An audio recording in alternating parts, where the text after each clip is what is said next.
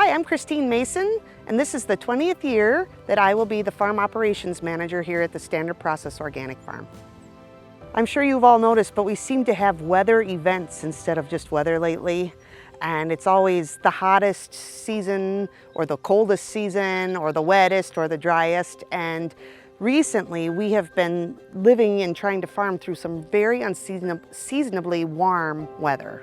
We do have the blessing of a pivot at Standard Process. We have a center pivot. It has its own artesian well as its source of its water. We try really hard not to use the pivot.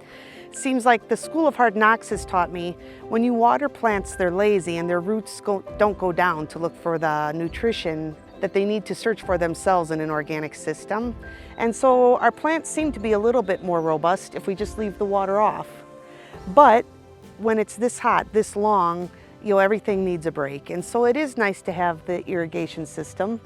Last year, for instance, we've had this pivot on 2 days. This year so far, we've had it on 3 times, even in all this heat.